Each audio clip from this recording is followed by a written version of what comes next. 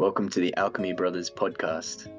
I'm your host, Jacob Strong, and it's with great excitement and pleasure that I kick off the Alchemy Brothers Podcast in its first episode, launched today in 2024.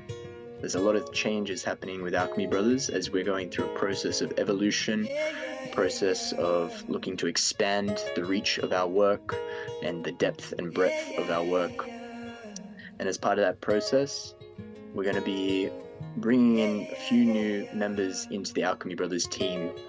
3 of our past brothers who, over the next episodes, I'm going to get to have conversation with, get to know them a little bit better, know where they're coming from, and what they're hoping to bring to the Alchemy Brothers project.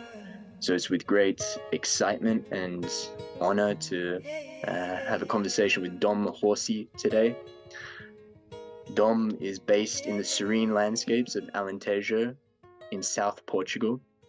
And over the last years, he's been dedicating himself to creating spaces for people to heal themselves in harmony and connection with nature. Dom brings a deep understanding of yoga, Ayurveda, nutrition, as he guides his clients and people that he works with to optimal health and connection.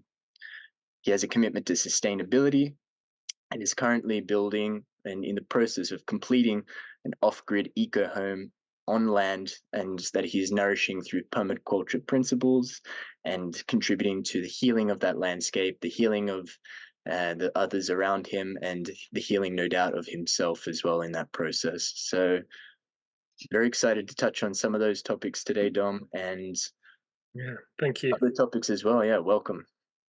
Beautiful.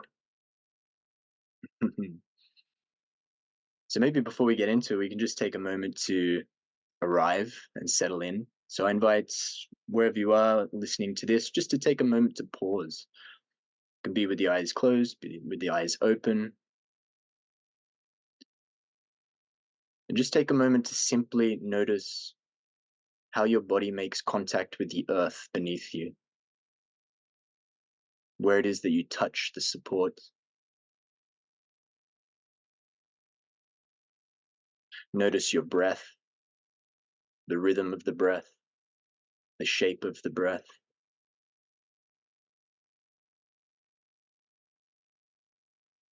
And as you connect in with both support and breath, maybe just inviting a moment to check in with yourself and getting a sense of how you are.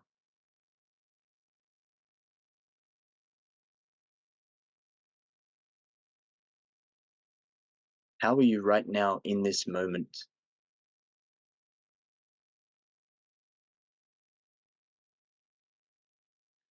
And with that, Dom, I invite you to check in. How are you? What's going on for you? What's most alive right now?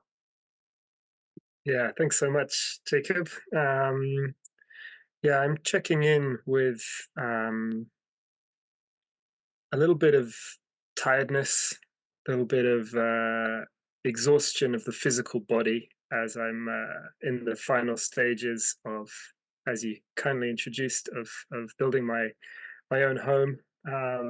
It is a wonderful journey that I've been on for sort of last 12 to 18 months. And it's really taken me into spaces that I never imagined I would go or would be able to go. So very grateful for all the challenges, all the growth and expansion. But it's when we get to these final moments that things, impatience can come in, frustration, and it's also those final moments, especially with construction, where you have to be really specific, and the details really matter now. So yeah, I'm also checking in with a real sense of excitement for this coming chapter. As you introduced, I've spent the last sort of 3 years of my life building up not only a space where I host my business, but also building up myself, learning lots of things, and this seems to be coming into a beautiful culmination right now. And so there's this sense of transition, and I'm trying to just really be in the moment, be present, be grateful for the now, and not try to have this sense of urgency to rush to the next stage, because I Mhm. know it's coming. I know how powerful and insightful it's going to be. But I'm also really aware of getting the final lessons and the final teachings out of this chapter that I'm moving out of. Mm. Yeah. Tiredness and excitement. That's also, I'm resonating with both of those. I've got a young newborn son who is in the midst of not sleeping so well at the moment. So Mhm. it's been an accumulation of tiredness over the past couple of months that's there. But I also share that excitement for transition and for change and for evolution. Um, Excitement for what we're going to be able to create together, what we're going to be able to offer and bring forth with Alchemy Brothers in the future, with the new energies that are coming into the mix and new ideas and inspirations that are flowing through. So also not wanting to get ahead of myself and stay with each moment as it happens. But yeah, so Absolutely. resonating with both of those. Hmm. It's not a small thing that you've done there, building your own home. I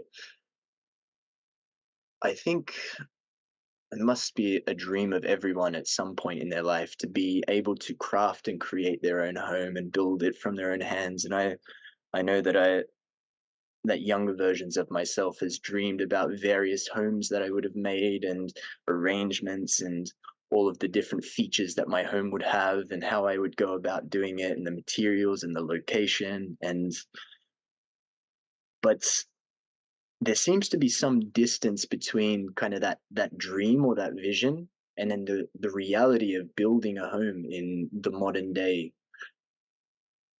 Not so long ago in the past, we were building all of our own homes, right? We were living in close contact with the land, and if we wanted to have a shelter, we had to construct that, and it was something that we would perhaps do with community.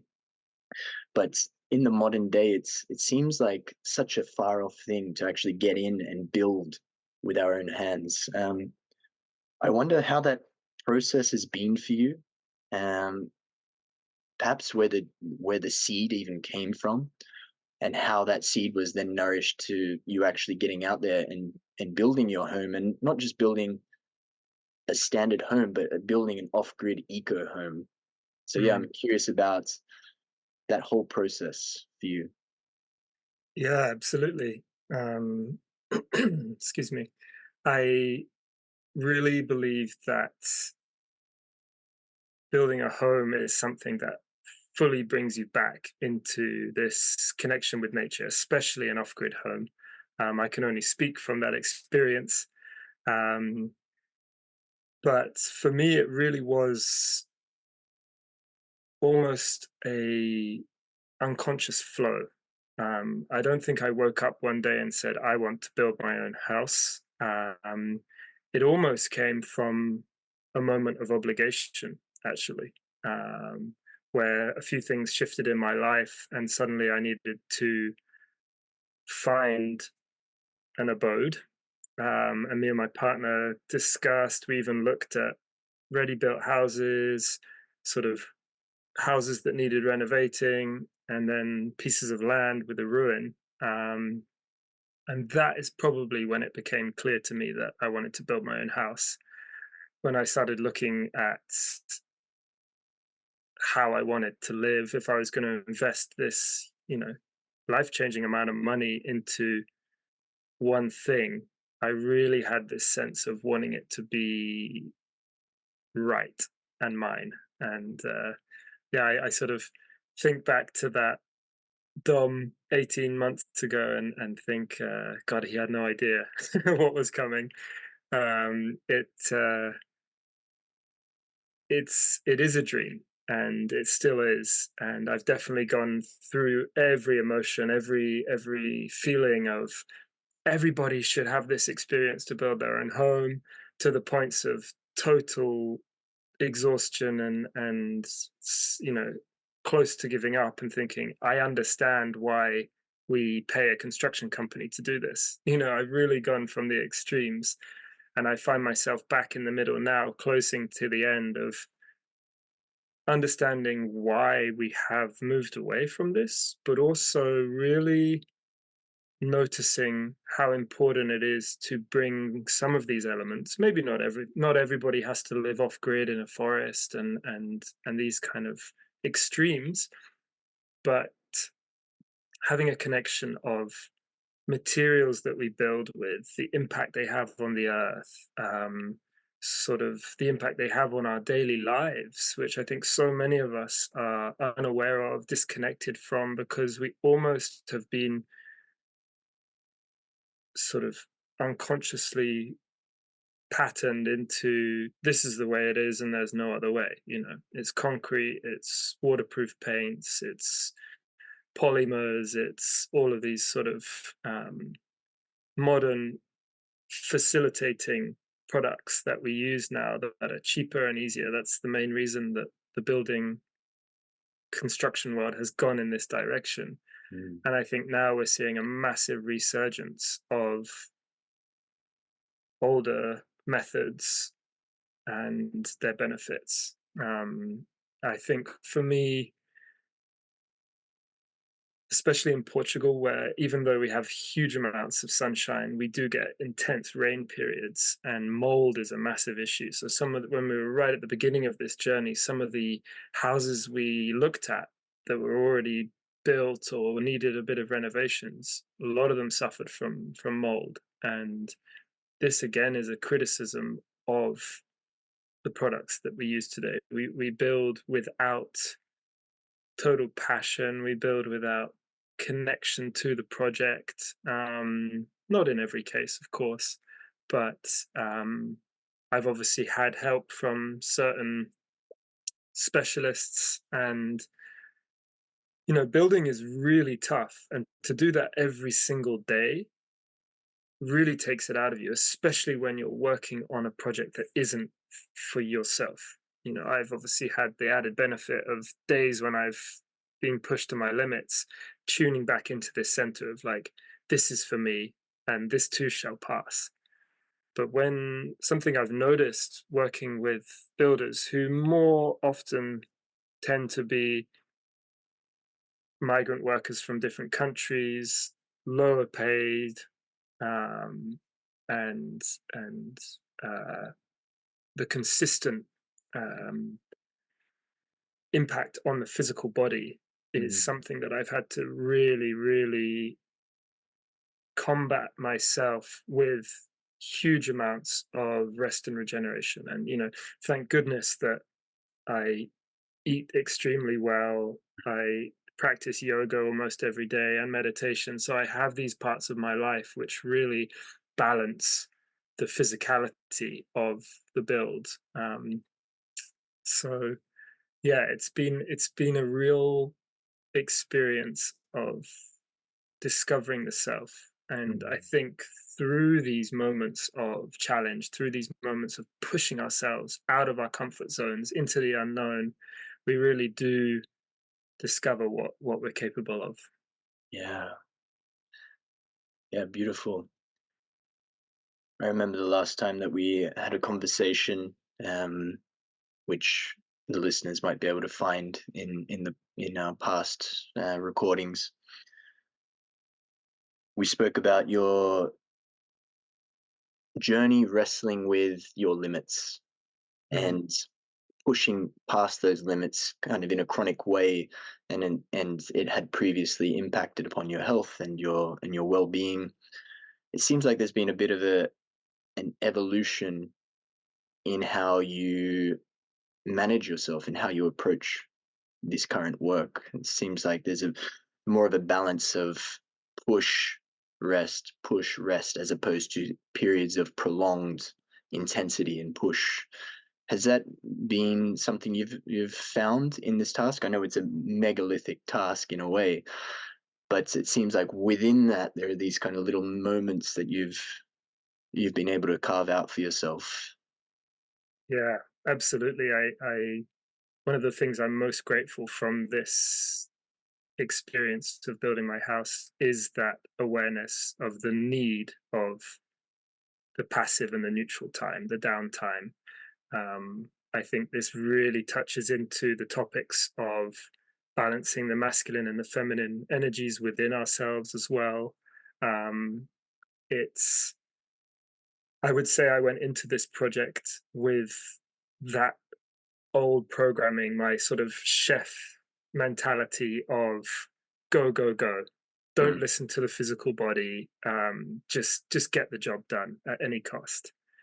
And like you said, this is a giant task, and it's not just a couple of months and then you can rest. It's over a year, every single day, and it's mentally exhausting because of the amount of organization, as well as the physical side. So I very quickly realized I had to shift my approach, and the project really, in a very harmonious way, forced me into that. And there's certain elements that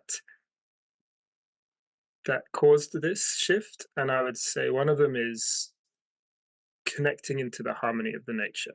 Mm. So when I'm very blessed and so grateful that this project is in the middle of nowhere.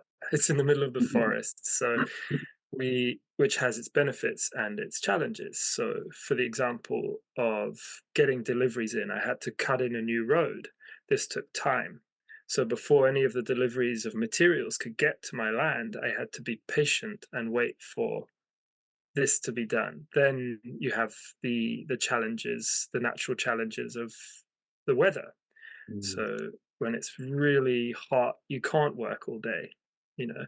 And but at that moment, we didn't have any shade coverings. It was just starting with the foundation. So you have to take pauses in the middle of the day because of the Portuguese sun. Fast forward to this winter period, and the opposite with crazy rains, Mm. covering things up um, and so really releasing this sense of control and stepping back into trust has been such a beautiful lesson that I've been taught, because we really can't control most of these things in our life, but what we can control is how we react to them Mm. and how we process those moments. So I've had all the stresses that come with normal life, but also with a project of this size, of going over budget, going over schedule. I depend on certain workers or certain delivery people who sometimes aren't always on my Northern European organization mindset. So, um, yeah, it's been really beautiful to see myself actually congratulate myself for taking days off, taking Mm. rest time. Whereas before I would be in this criticism, you're not doing enough, you need to work more. Actually, going to the beach or spending a day reading or with my partner and seeing that as a win rather Mhm. than a weakness has been gigantic. And I was really sort of halfway through the project where I was really struggling. I called a friend of mine in England, a brother who did studied architecture at university, and he then went on to become a project manager, a development manager. So he does this all the time. And I called him and I just said, "How do you do this, man? Like, I'm really at this point."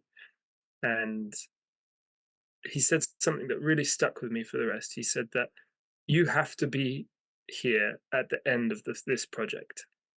That you can't push everything now and then just walk away and then the project finish itself. You have to be there at the end. So do what you have to do to be able to be there at the end. If it means adding 3 months onto the deadline, if it means slowing down, if it means whatever it means to me, I have to be able to be there at the end. Mm. And that seems so obvious and simple, but when you're in this mindset of I've got to finish, it's a scarcity mindset. I don't have enough time. I don't have enough money. I don't have enough energy. I don't have enough power. Am I even good enough at this? All of these thoughts come up. And I think this touches onto the wider topic that I think a lot of men feel of this need to provide, and it really got inside of me and challenged all the insecurities, the parts of me that maybe weren't as sure as I thought they were. And yeah, I'm very grateful for that brother and his words of wisdom in that specific moment, because it's just like a marathon. And now it's great. I feel like I'm at the end. I can see the barriers. People are cheering. The finish ticker line is at the end, I'm now, even if I have to crawl over, I'm there. So, but Sure. in the middle, it's really that was the main lesson. Mhm. Was yeah, look after the self, because if we don't have a healthy physical body, it then starts to impact all the areas of our mind, of our spirit, of our life, and it's a very quick degenerative spiral. Um, Yeah. Yeah, it's not just what we do, but it's how we do the things we do. mm, Kind of what's coming through there. How it is that we approach it, how it is that we are with our awareness and our attention and our energy, and are we sacrificing the how for the what, for the sense of achievement, um, for the reward at the end? Are we sacrificing the process? So I think, yeah, what you're indicating is it's a shift away from that goal orientation, need to accomplish, to something that's more process orientated. Like, what quality do I want to approach this project? And maybe if you're a construction company, the quality you want to kind of bring is different to somebody who's building his own eco home mm, and trying to do so in touch and in harmony with nature.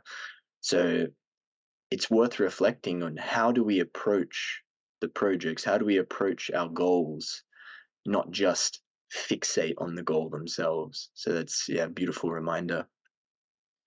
I'm yeah, also struck definitely. by this. You were talking about being at the whim of the elements, at the whim of the sun and the rain and the wind and nature itself, and being in contact. And I'm struck by how many modern day homes and of the materials that you were mentioning, the concrete, the polymers, they serve as insulating and isolating us from the outside. We step inside to our temperature moderated homes, with our, with all the comforts that we need. It's always the same temperature, it's always the same season. The artificial lights mean that we can stay up quite late at night, and it's just like it was during the day. And we are disconnected from the seasonality of things. We're disconnected from nature just by the habitat that we create for ourselves. These kind of, we even isolate ourselves off from neighbors a lot of the times, being isolated and stuck in apartment buildings. You might not even know people on your own floor in the apartment building. But in the way that you're kind of going about this project, there is a direct connection to nature in how it influences your everyday participation in the project. But then I'm sure, as you then habitate within this dwelling, you're going to continue to feel exposed to the elements, and it's going to dictate and inform certain decisions that you're going to make. And I think this kind of transitions nicely into your work with permaculture as well. And permaculture is around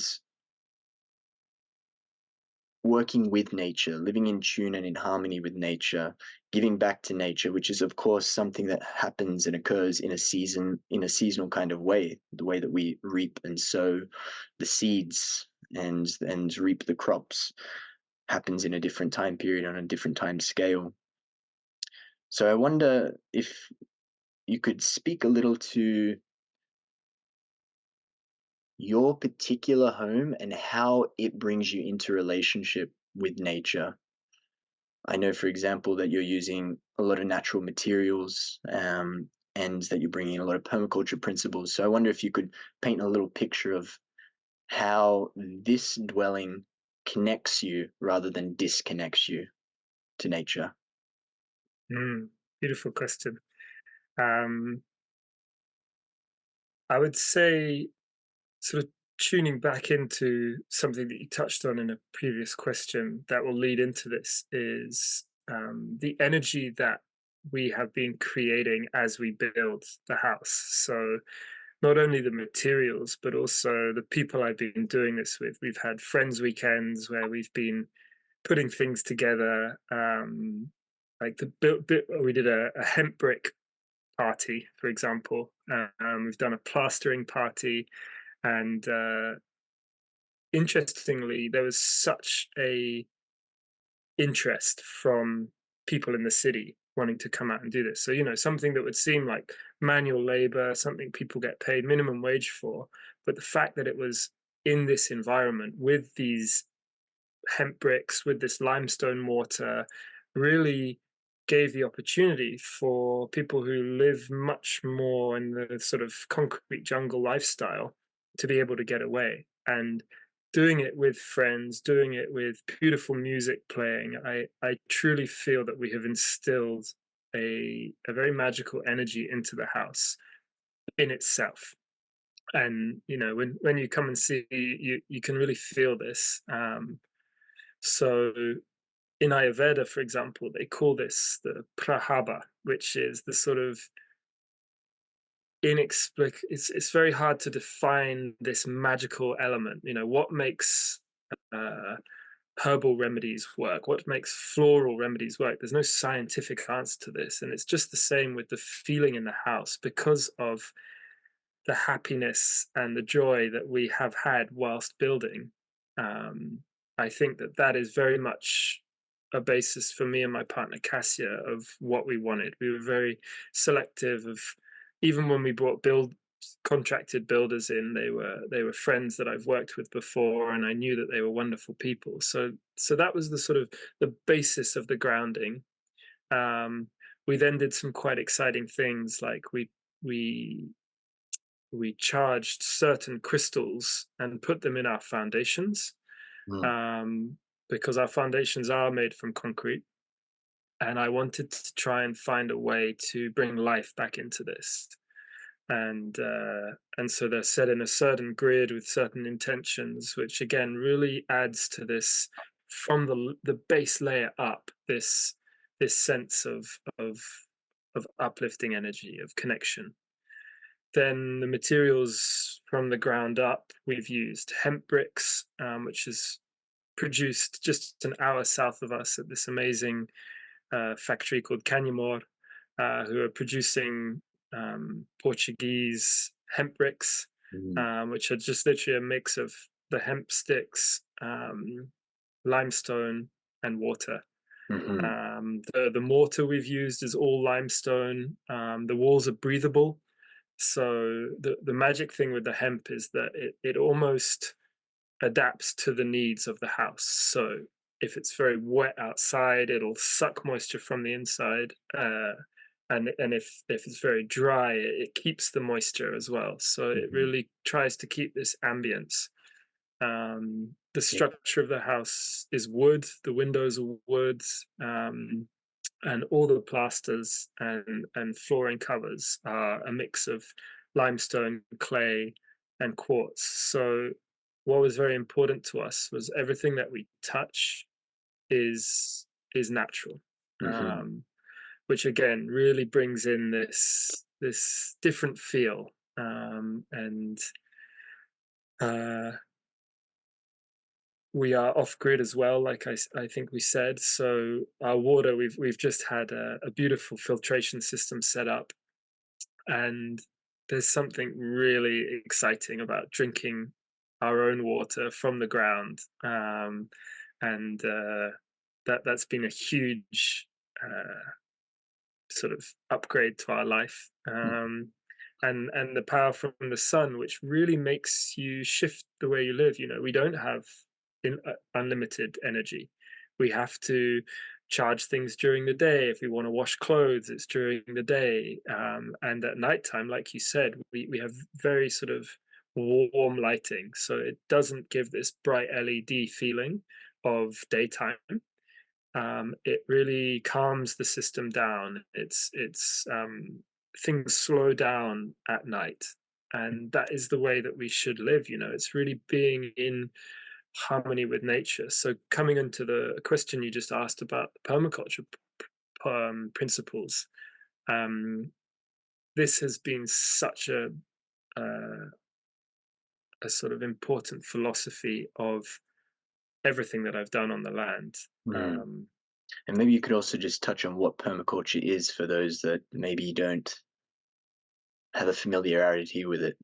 for sure, for sure. So permaculture, I would say, has actually always been how things were done. You can go to Sri Lanka and see 5,000-year-old water systems that were carved into the stone like gutters. And if you say something to a Sri Lankan farmer about permaculture being this modern idea, they'll say that their ancestors have been doing it forever.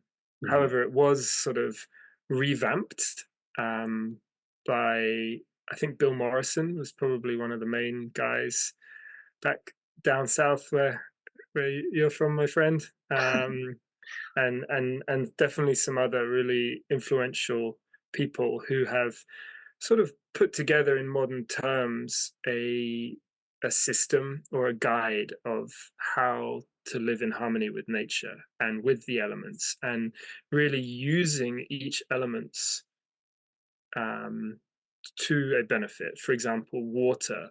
On my land, we're on a hill, so rather than just letting it wash down, we're collecting, we're harnessing that energy by swales, by directing. The roads also collect water, which go into a gutter, which leads to the lakes. So rather than something being a destructive element, just like Mm. the sun for the design of the house. We know in the winter the sun is lower, so we let it warm the house. In the summer, when the sun is higher, it doesn't actually heat the house so much and it has a cooling effect.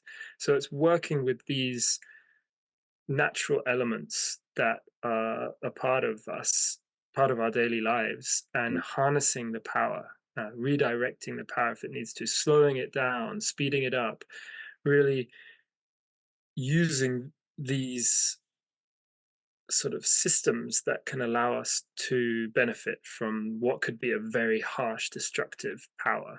Um, it's also linked into harmonizing which plants grow in collaboration with others, Mm. and so we can really take this into a microscopic lens of the plants, the landscape, or we can zoom out and see that it is actually a magical philosophy for how we can plan not only houses but also societies, and a great philosophy for life, I believe.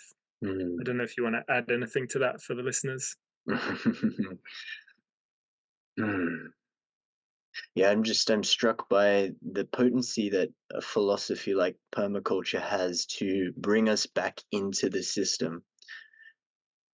There's a lot of messaging out in the mainstream about sustainability, as in like Mm, humans do their stuff over here and nature does its stuff over there, and we will try to minimize or eliminate our impact.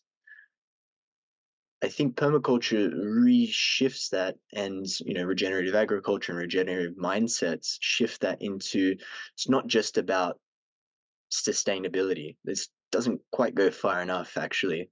But if we can be a part of the system, we are a part of the system. We're a creature that exists in this habitat, and we can contribute to that system. We can give back to that system, so we can create roads that maximize the use of water, that then can bring life to new plants and new trees, and build homes that are in alignment with the principles of the seasons and the principles of nature, such that our presence in the landscape is a positive contribution. Mhm. it's a creative, constructive contribution as opposed to the destructive one, as you were indicating. Yeah, beautiful. Yeah, absolutely. Yeah, Mm. and I think even taking that again into the wider scale of sort of how do these systems interact with each other, and it's something Mhm. we've talked a lot about with individual projects and how can they overlap um, and and become not only harmonious with each other but in a way that uplifts. You know, together we rise. Yeah, together we rise. Mm.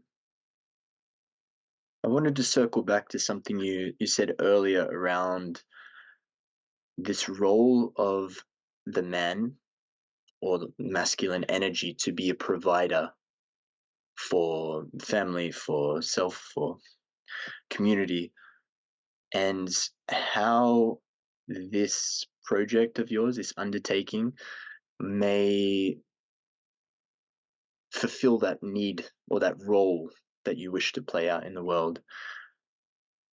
We're fed this story of like, okay, in order to provide for a family in the modern age, we must go get a job so we can uh, earn money such that we can pay for the mortgage for the house, such that we can go spend that money in the grocery store, so that we can then provide in the sense of this long, complex chain of things that need to occur.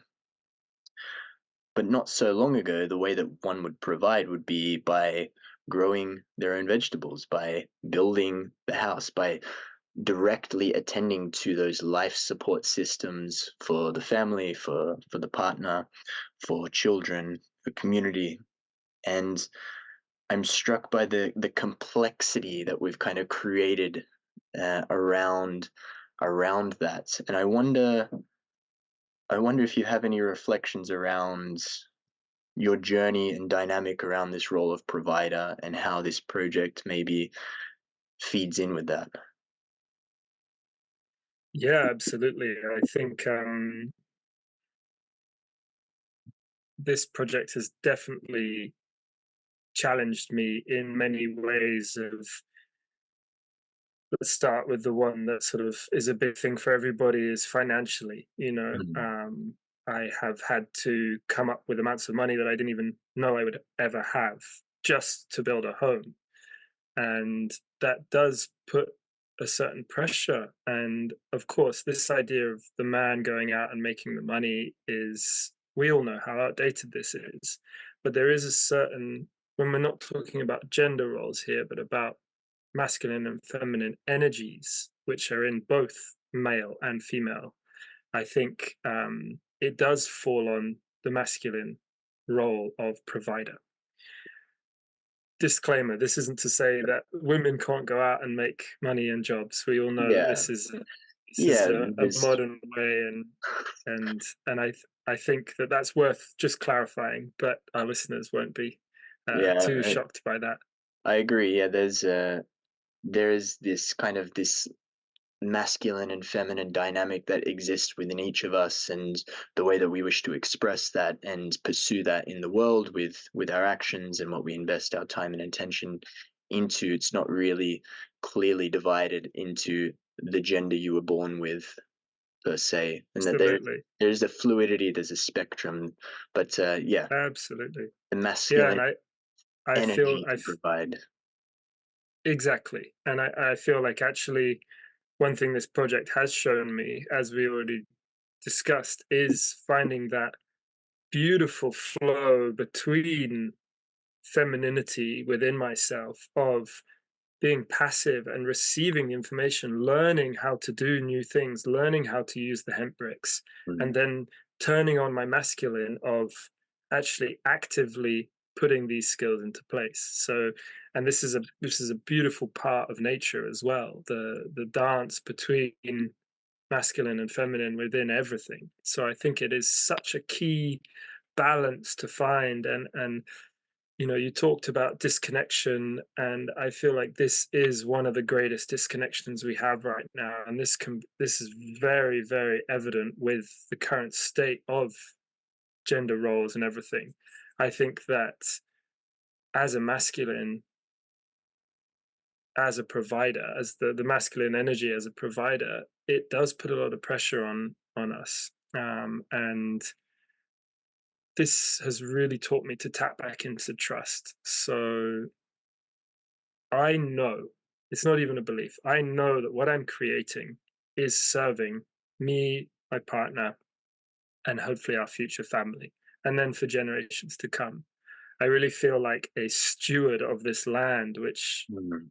sort of little side note, was a trash dump. It had old cars on it, for example. It was really not taken care of. And we feel like we've been called to this land to really bring it back in Mm. harmony with nature. And I think that the pressures that I've felt have only been parts of myself that might have been insecure. And once I've really tapped into this knowing of what I'm creating, yes, it's a big investment now. Yes, it's a big sacrifice right now, years of my life, lots of finances, lots of physical, mental energy. But moving forward, it's going to be a complete shift. So you talked about, growing my own vegetables, having chickens, having neighbors as well, this idea of community on the neighboring lands, which all work in harmony. We can exchange fruits and vegetables, and almost being less dependent on the supermarkets, less dependent on the providers, which have become our governments, our cities, our conglomerate companies, which most people are now really losing trust in. There's been a huge shift in the last years where light has been shone on things that people have been disconnected for quite a while.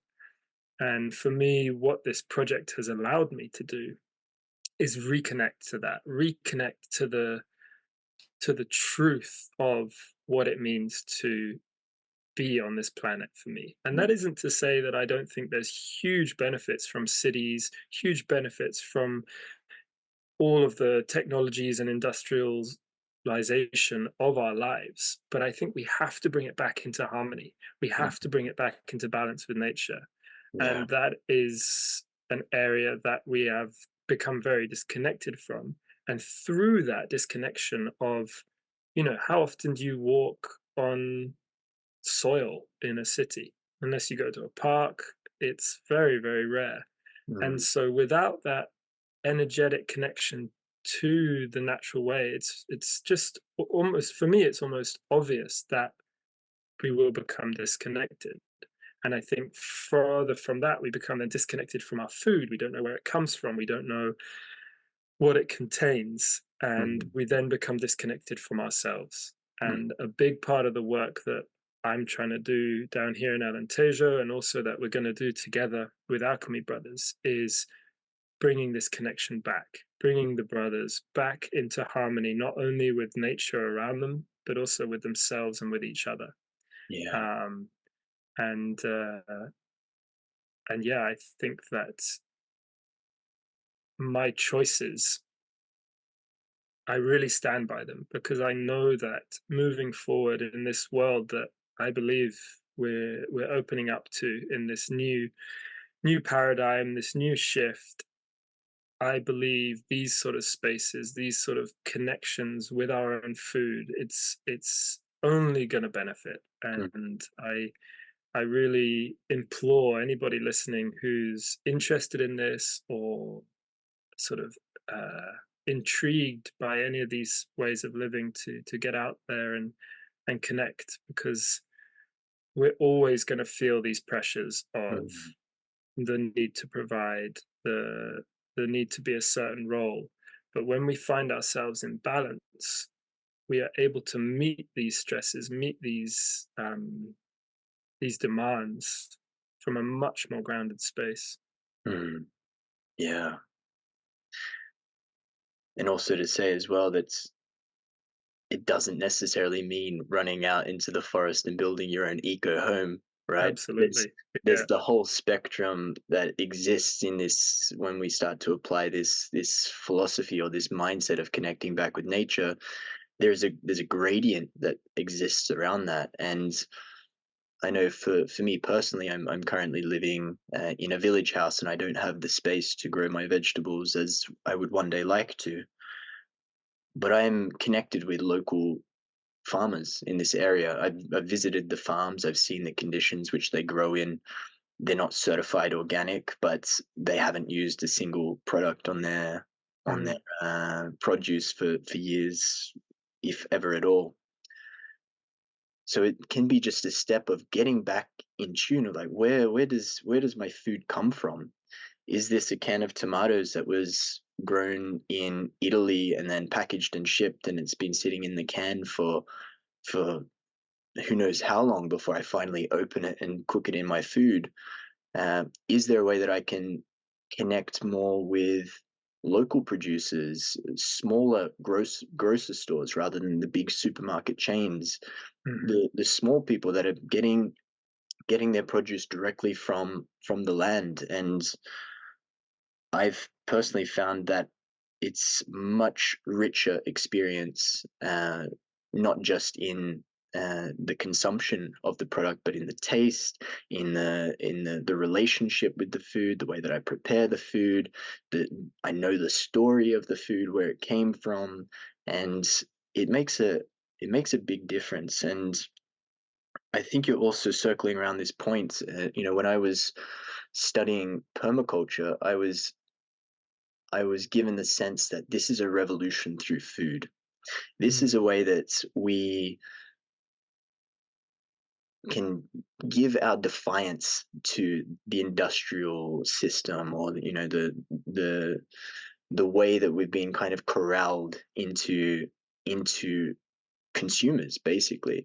But permaculture is a way in which we can take back a bit of power, take back a bit of our own sovereignty, and connect with and grow our own food. And it's like, when you think about it, food is the primary task of existence. There's not many things that we must do as humans. They involve eating, pooping, and sleeping. Everything else around that is, it's a complexity that we've added. It's culture, and it's beautiful, but the foundation is around these things. And when we're disconnected from, the food systems, that's a big part of what it is to be human, what it is to be an animal, what it is to be a creature of this earth that we're disconnecting from. So whether it's growing a cherry tomato bush on your terrace in the city, whether it's going out and meeting local producers, and buying direct to consumer, whether it's going and meeting people that are engaged in these kind of philosophies on the land and maybe supporting and contributing to these projects, or whether it's selling it all and going and building an eco home in the forest. Like, there's a whole range in which we can engage within this revolution. So I wonder if you've got any reflections around that, and how the sense of empowerment perhaps that it can bring. Yeah, absolutely. I think, firstly, as you said, everybody is at very different stages of their lives, and their journeys, and I think being at peace with that is one of the main goals here as well. So what might be for me, moving to an off-grid house, might be for someone else something very different, and they could still receive the same amount of connection that they need in that moment. So, and having said that, I still have a huge amount of luxuries that I've put into this off-grid house. We have underfloor heating, we have memory foam mattress. There's always this necessity for balance for me. And I think when we're not in this balance, we are in disconnection. And that's when we need to bring ourselves back to the center, doing any of the myriad ways that you just mentioned of connecting with nature. But I do think it's very important to bring an awareness to this now. Like, it's all around us. It's almost impossible not to focus on these things now. And I think we have to always have a sense of caution of where's the information coming from, Mm. and how is this directly linked to my needs? But there's no doubt in my mind that, we talked about permaculture, but that is exactly the same version in different words in Ayurveda, where one of the main forefathers of Ayurveda, Sharaka, said, uh, there is no need for medicine when you have a good diet. And Mm, if you have a good diet, you don't need medicine. So it's really this idea of just what we put inside of ourselves is such a big part of who we are on the outside as well. And it really does start from the seed. It's an energetic that goes in from the grower to the person who picks it, to the person who prepares it, to the person who cooks it, to you as the consumer. mm, And I think we are now, as a species, become remembering. I think this has always been, like I said, a common knowledge for tribes, and I think we're now just coming back into this remembering, this knowing of the importance of our connection to nature mm, and how that emanates throughout our life. mm. Yeah. I'm reminded of something you shared in our last conversation as well around the seed. And there's one way in which we can engage with our food, and that's going to work, earning the dollar, buying the watermelon, and eating the watermelon. Mhm. But if we take the seed from the watermelon, and the watermelon has hundreds of seeds spread throughout that fruit, and if we planted each one of those seeds, and each one of those seeds brought about 10, 15 more watermelons, there is this creation of energy and life force and abundance, as opposed to the scarcity model of like, oh, there's only 3 watermelons left on the shelf. I gotta make Mm, sure I get one of those. It's a shift from just purely consuming to interconnectedness with the system. It's like, yeah, okay, I'm taking from the system, I'm taking the energy from the system, but I'm also giving back, and in doing so, creating more life as well. And to me, totally. that's a very powerful way of engaging, and one way in a whole spectrum of practices and philosophies that we can employ. Yeah, and it is that idea of power, in the most positive sense of not needing to depend. And one fruit, sorry, has 50 seeds, which then makes 20 fruits per seed if they all work. Mm, And then it's how can I then give back? And I think mm, that's another really important thing of, like, of course, the basis is getting ourselves connected and secure. But then how do we show up for our community? How do mm, we show up for our future generations?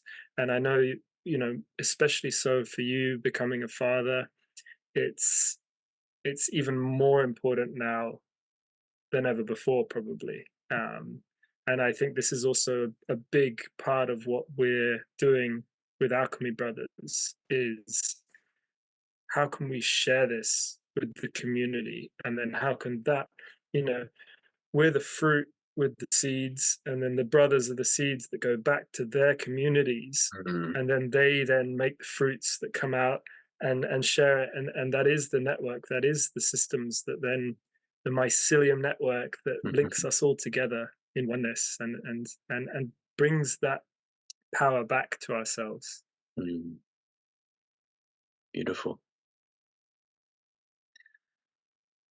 So I've got a sense that your project is coming to the end. You've laid the foundations, let's say. It seems like a time of really um, providing for yourself as well, getting that stability, getting that groundedness. But I know you're in now a moment of transition, as well as you're bringing one chapter to a close and opening other chapters.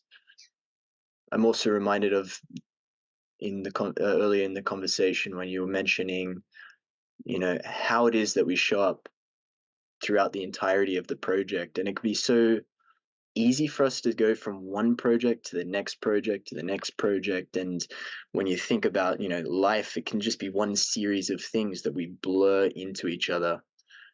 Or we can take these moments of pause, recenter, to reflect, to learn, and to reapproach and re kind of center ourselves in a new direction. So I wonder, this moment of transition for you, how does that feel as you're arriving to it? What are you excited for on the other side of that moment as well? Yeah, thanks.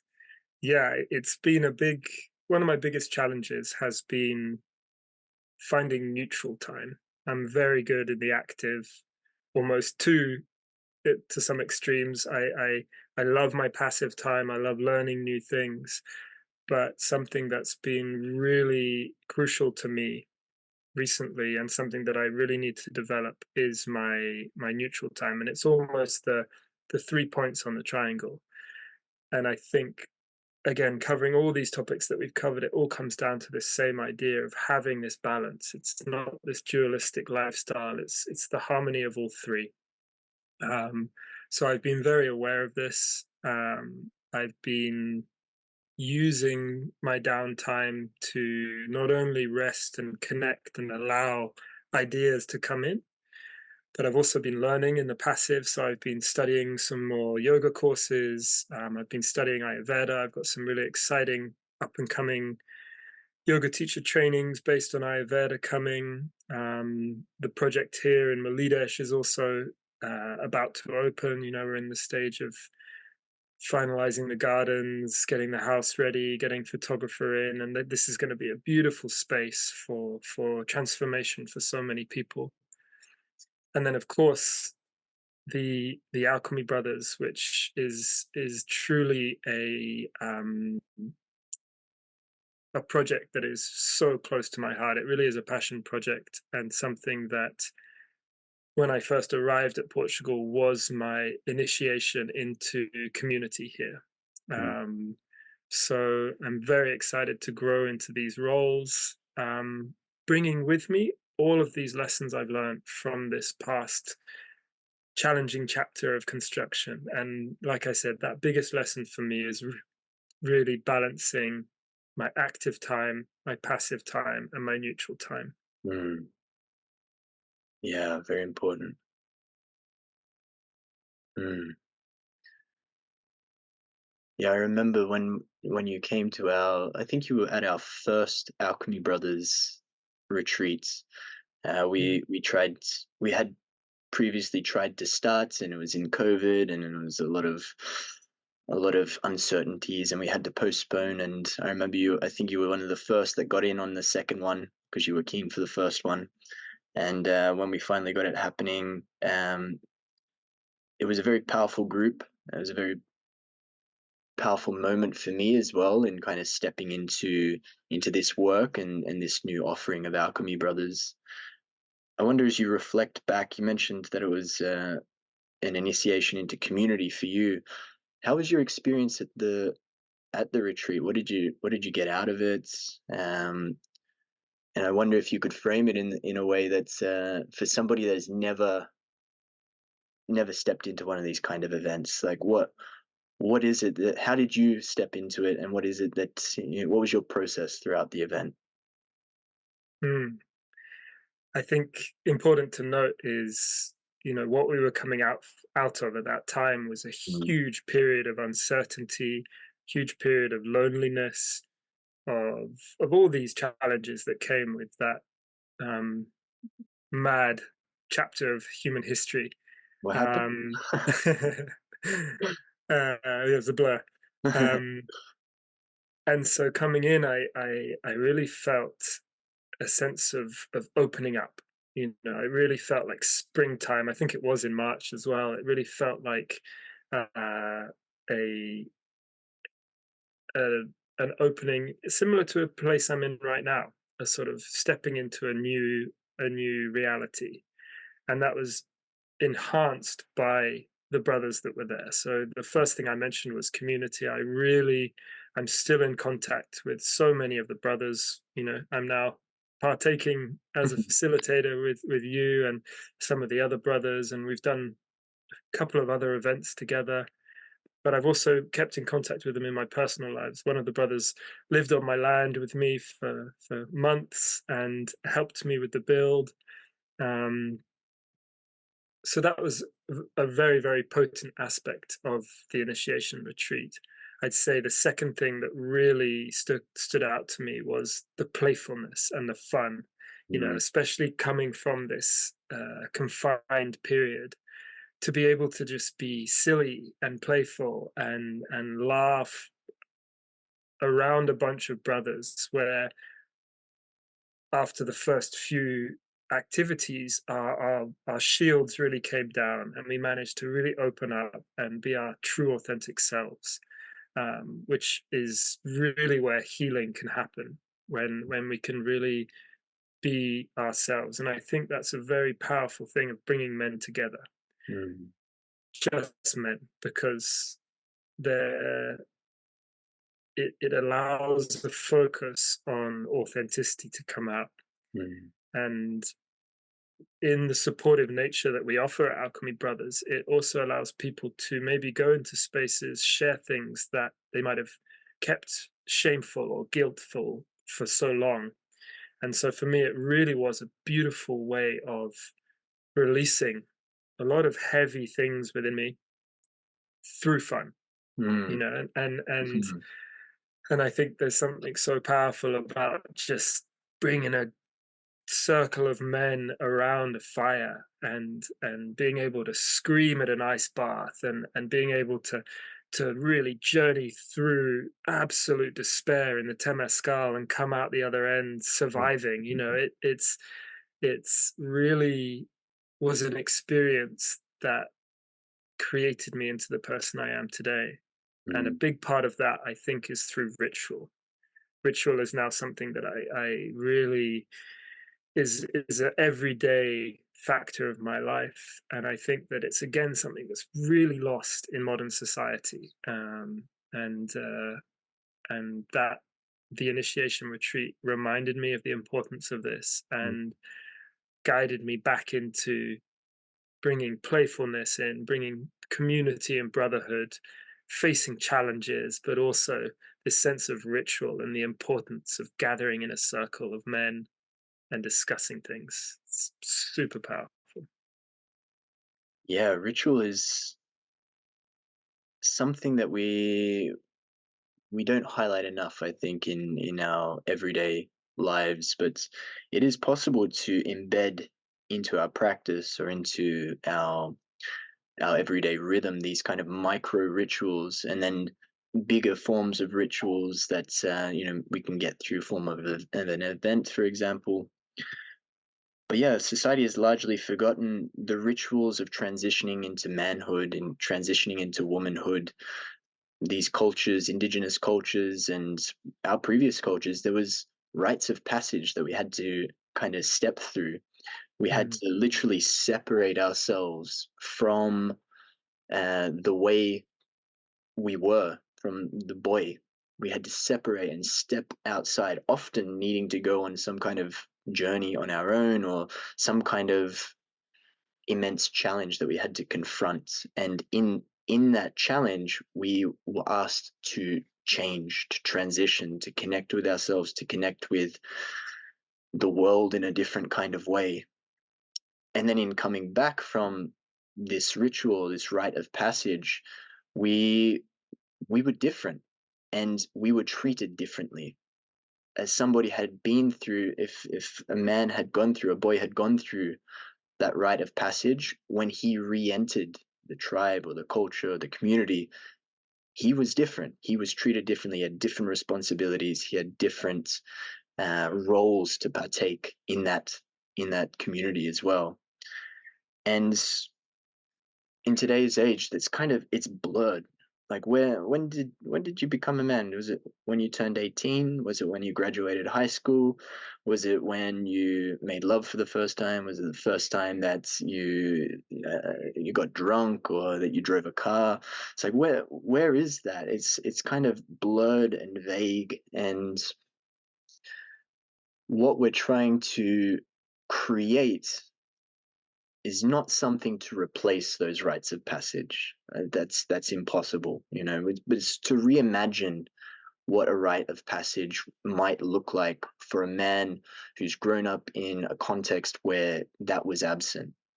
And how can we create a process that is truly transformative, but also relevant to him and his particular situation? How can we make this process, these practices, this initiation, something that's going to prepare him to show up in the world more fully, in his world more fully?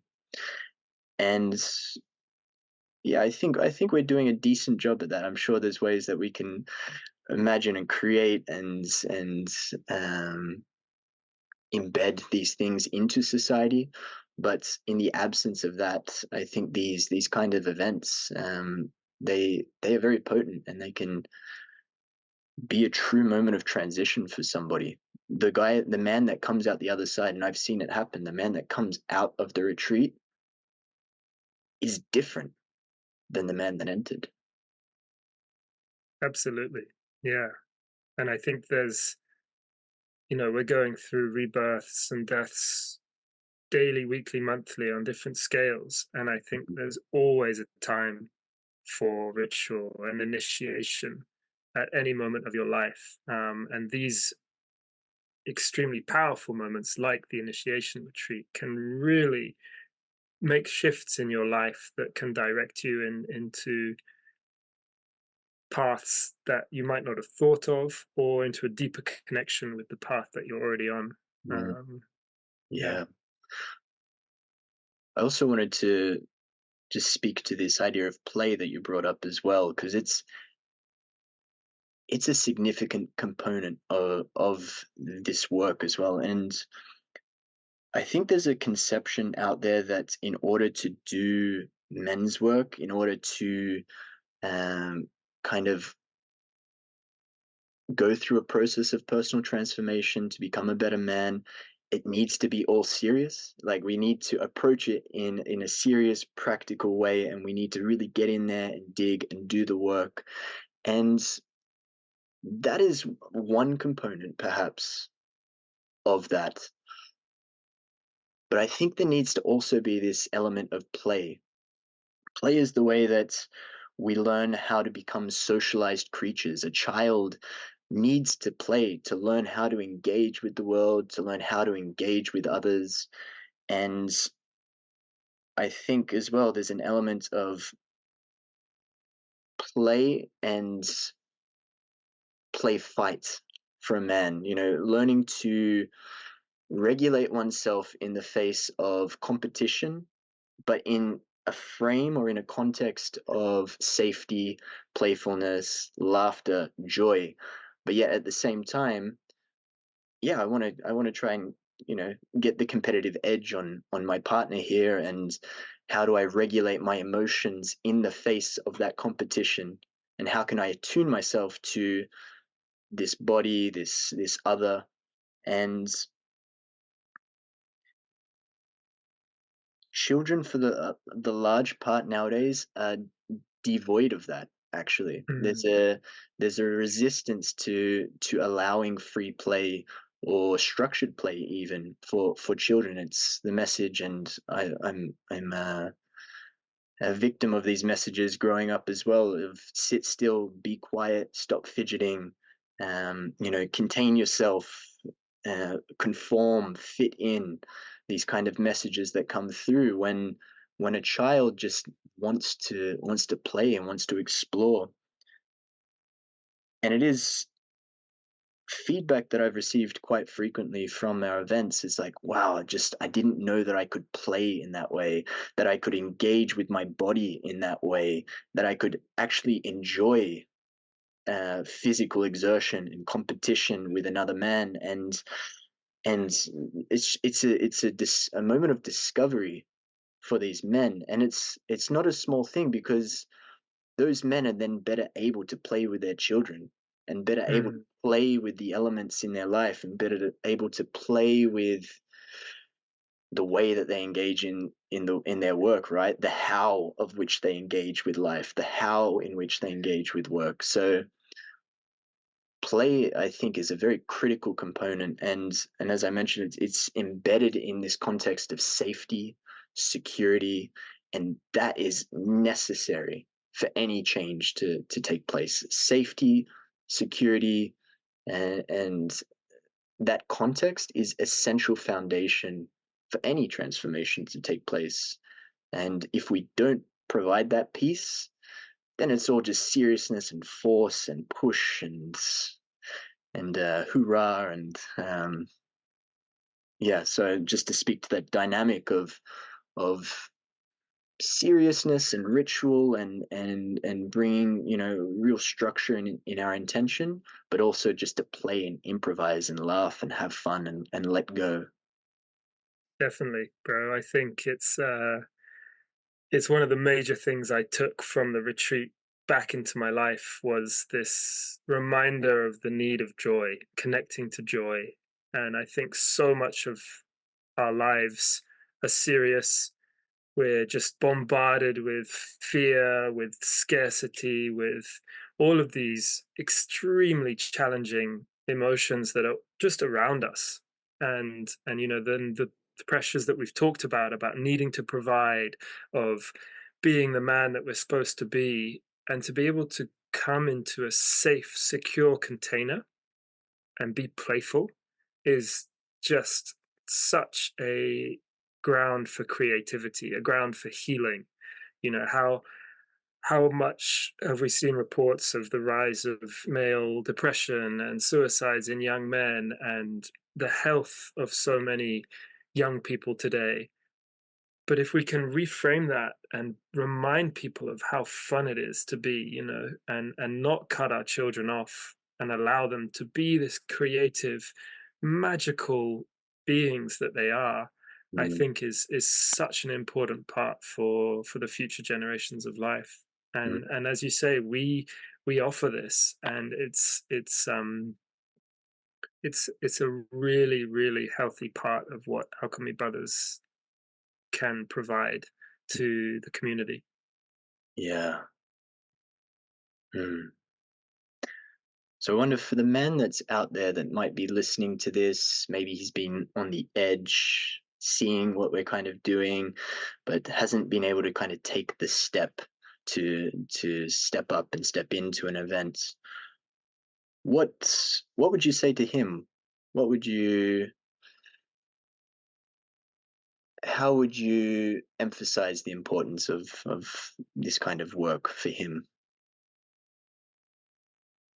I would truly say, especially if there's the smallest inkling or the urge to try something, is just really trust in the safety of the container that's being created and the possibility of growth that is on offer. Without stepping into the unknown, without trying something new, we're never really going to evolve. And I think with these new energies, we've just come into the Chinese New Year of the green wood dragon, which Mm. really has this young masculine dynamic energy to it. It really is a beautiful moment to allow expansion in. There's been so much constriction in these past years.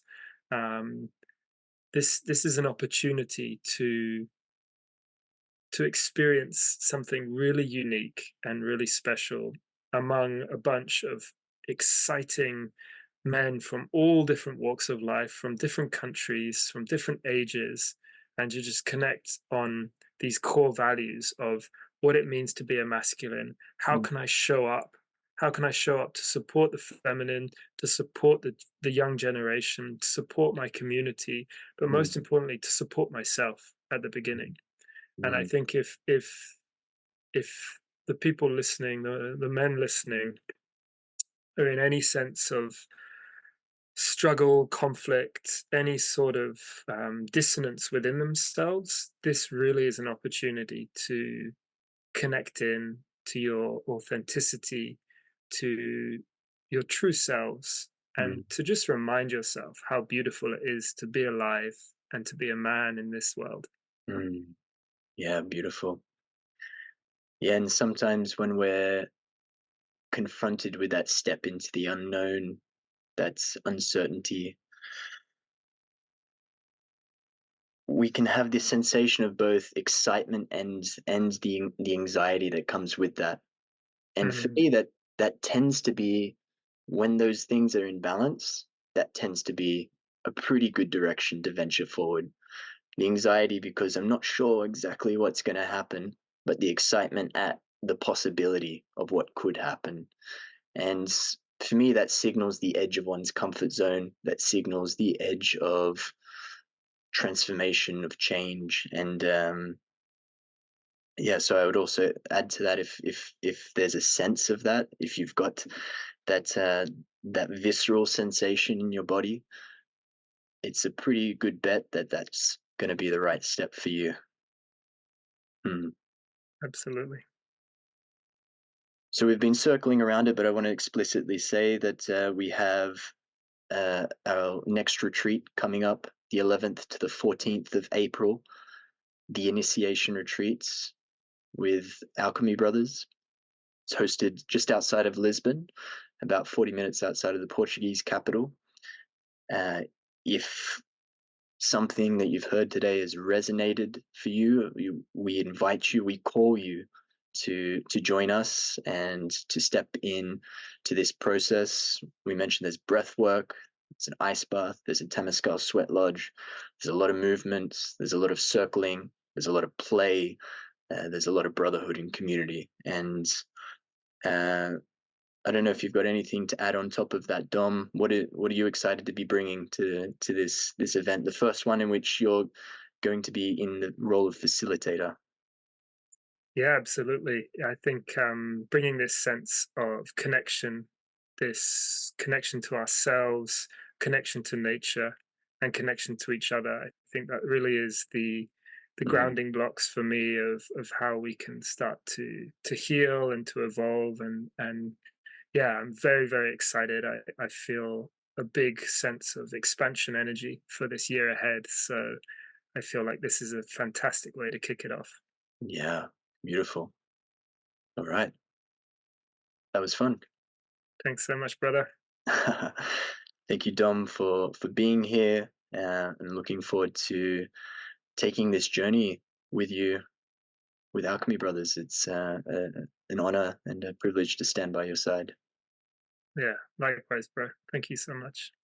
All right, we're out. Take Thank you care. all.